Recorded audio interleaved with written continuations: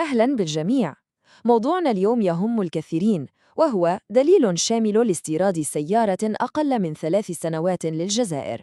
رح نركز بشكل خاص على السوق الصينية اللي صارت وجهة أساسية للكثيرين، لكنها بنفس الوقت فيها شوية تحديات جديدة لازم نعرفها. فكرة استيراد سيارة صارت حلم وهدف عن ناس كتير، والكثير من المواطنين الجزائريين اليوم صاروا يبحثوا عن بدائل للسوق المحلية، وهذا طبعاً لأسباب منطقية جداً رح نشوفها مع بعض. طيب، ليش كل هذا الاهتمام؟ الجواب بسيط ومباشر: الفلوس. في فرق كبير، فرق شاسع أحياناً، بين أسعار السوق المحلية اللي للأسف المضاربة رفعتها بشكل كبير، وبين التكلفة الحقيقية للواحد يستورد سيارته بنفسه. طيب، خلونا نمشي خطوة بخطوة في هذه الرحلة. رح نبدأ بالفرصة نفسها، وليش الاستيراد مهم. بعدها رح نتكلم عن التحديات الجديدة خصوصاً في الصين، وبعدين ندخل في الدليل العملي، كيف نلاقي بائع موثوق وكيف نخلص أمور الأوراق والدفع.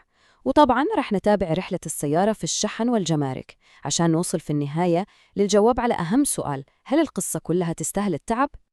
إذن خلونا نبدأ من الأساس. ليش أصلاً الحكومة سمحت للأفراد باستيراد السيارات؟ الهدف كان واضح جداً. الهدف كان كسر حلقة المضاربة والاحتكار اللي كانت مسيطرة على السوق المحلي، ولما القرار يركز على الأفراد فقط مش الشركات، يكون الهدف هو إنه الفائدة والتخفيض في السعر يوصل للمستهلك مباشرة. لكن وهنا يجي التحدي الكبير، خصوصاً للي يفكر يستورد من الصين. في قواعد جديدة غيرت اللعبة تماماً، ولازم الكل يكون على دراية فيها. لازم ننتبه لقاعدة جديدة ومهمة جداً من السلطات الصينية، وهي قاعدة 180 يوم. هذه القاعدة وضعت أصلاً عشان تمنع التهرب الضريبي، بحيث ما يتم تصدير السيارات الجديدة على طول على إنها مستعملة. طيب، هذا وش يعني لنا؟ يعني ببساطة إن السيارة لازم تنتظر 6 أشهر في الصين، وهذا يخلي وجود شريك موثوق هناك أمر ضروري جداً عشان يحافظ على السيارة طول هذه المدة. 180 يوم، يعني 6 شهور كاملة. هذه مدة انتظار إجبارية.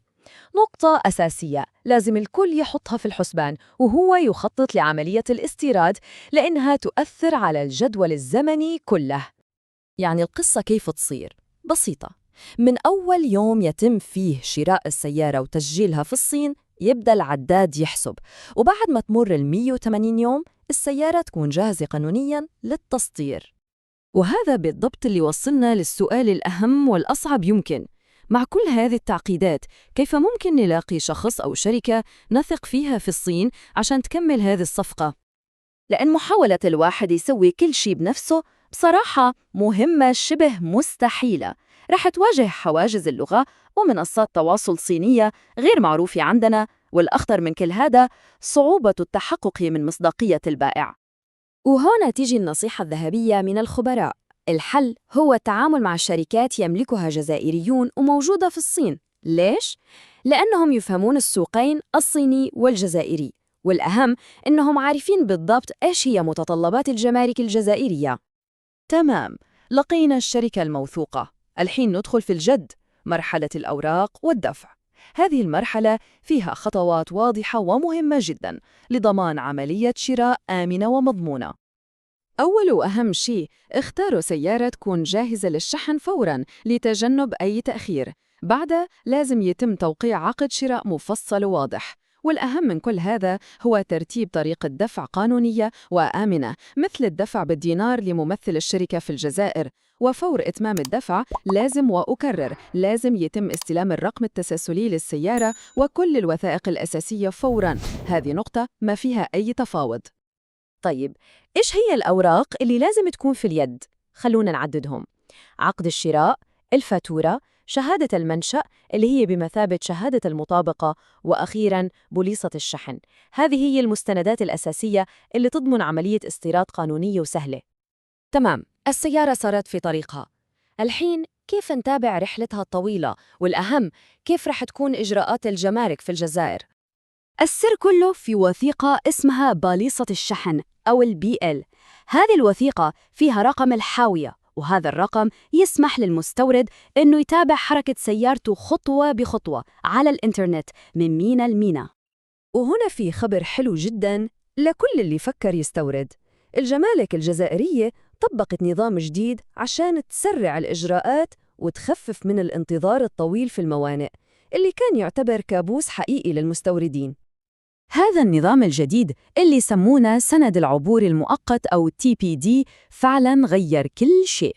فكرته بسيطة، بدل ما السيارة تنتظر أسابيع أو شهور في الميناء، الحين ممكن استلامها على طول والخروج بها، وبعدها يتم إكمال الإجراءات الجمركية النهائية في ولاية المالك. هذا الإجراء يختصر وقت الانتظار بشكل لا يصدق. طيب، بعد كل هالتفاصيل والخطوات نجي للسؤال اللي يهم الجميع: هل الموضوع يسوى كل هالتعب؟ هل فيه فائدة اقتصادية حقيقية؟ خلونا نشوف الأرقام بنفسها. الفرق واضح جداً. التكلفة الإجمالية للاستيراد المباشر بكل مصاريفها تظل أقل بكثير من سعر نفس السيارة لو تم شرائها من السوق المحلي. نتكلم عن توفير ممكن يوصل من 1,000,000 إلى 1,500,000 دينار جزائري. هذا مبلغ كبير وملموس. هذا هو الفرق اللي يخلي كل الجهد والتعب يستاهل. ولو في نصيحة أخيرة نطلع فيها من كل هذا، فهي التعامل مع شركة عندها السيارة جاهزة للشحن الفوري، الشراء اليوم والشحن بكرة.